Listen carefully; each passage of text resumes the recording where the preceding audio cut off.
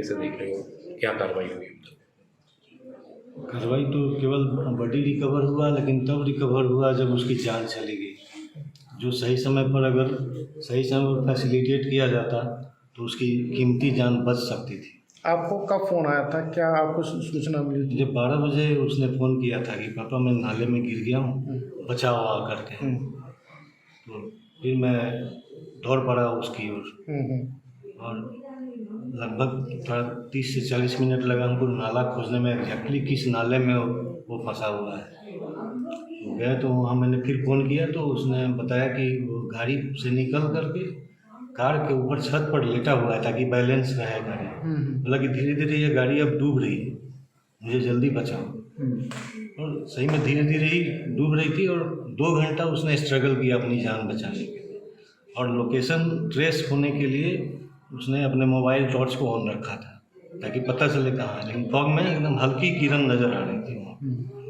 और रेस्क्यू में केवल इन लोगों की टीम के पास, जो रेस्क्यू टीम थी, सरकारी रेस्क्यू टीम, उसमें केवल रस्सी था जो लोग बार बार फेंक रहे थे लेकिन सही जगह पहुंच नहीं रहे।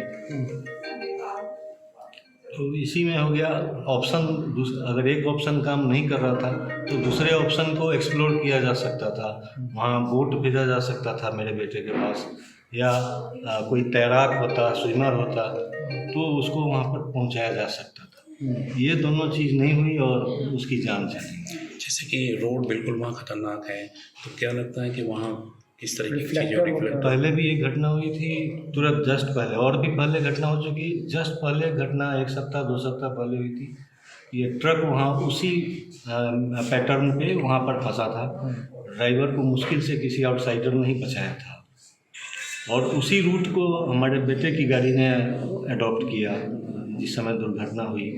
फॉग के कारण उसको नज़र नहीं आया, वहाँ कोई रिफ्लेक्टर या बैरियर नहीं लगा हुआ था, और गाड़ी सीधा नाले में जा गई। सर क्या लापरवाही मानते हो, किसकी होने जाए इसमें? निश्चित रूप से अथॉरिटी की लापरवाही है कि उन्होंने उस ट्रक के इंसिडेंट के बाद ना तो बैरियर लगाया, ना रिफ्लेक्टर लगाया, कोई प्रिवेंटिव मेजर वहाँ नहीं लगाया, ताकि कोई भी आम इंसान भी अगर कोई गाड़ी लेकर जा रहा है तो सामने नजर आए कि वहाँ हर्डल है, आपको राइट टर्न लेना है। शिकायत दी है सर, थाने में शिकायत दी आपने?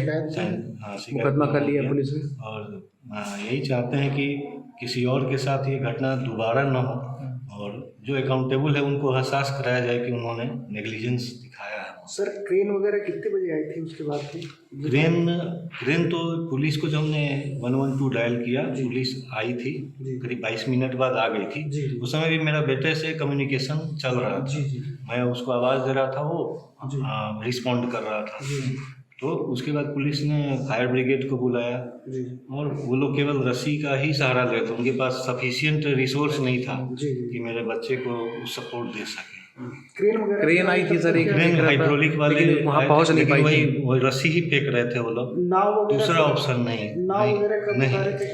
लेकिन नाव अगर चलती तो बेटे तक पहुंचने में क्या दिक्कत था, वो तो पानी ही था ना वहाँ पर। नाव काफी देर से उतारे। हाँ, काफी देर से। गाजियाबाद से, और करीब 6 बजे SDRF ने पूरा प्रिपेयर किया, स्लोप बनाया JCB की मदद से।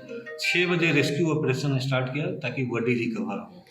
गाड़ी भी वही उसी में डंप है। गाड़ी तो अभी भी नहीं रिकवर हुई है, गाड़ी उसी में। मैं एक बात और जोड़ना चाहूँगा। अभी तो जो लोगों का आप प्रोटेस्ट देख रहे हैं, ये बेसिकली जो गवर्नमेंट की अपैथी है, ये नेग्लिजेंस है। आप मान के चलो, अगर बच्चा 2 घंटे 2.5 घंटे तक अगर तड़प रहा है वहाँ पे, और सारे लोग देख रहे हैं, उसके बावजूद भी अगर प्रशासन नहीं बचा पाया, इमेजिन करो इन हाई राइज बिल्डिंग्स में अगर आग लग गई या कुछ दुर्घटना हुई, तब क्या हाल होगा। 2-2 घंटे 3 घंटे सारा प्रशासन वहाँ है, और मुश्किल से शायद 20 मीटर या 30 मीटर या 40 मीटर की दूरी पर वो बच्चा होगा, उसे नहीं बचाया जा पाया। तो ये प्रशासन को तो ये देखना पड़ेगा कि व्यवस्था कैसे सुधरे। सबसे बड़ी बात ये है, लापरवाही कह सकते हैं, यह 100% लापरवाही है। Fenesta windows, beautiful and durable designs, installation से मेंटेनेंस की लाइफ लॉन्ग कस्टमर सर्विस। आपके घर में फिनिस्टा नहीं है तो कॉल कीजिए। Finer Finesta.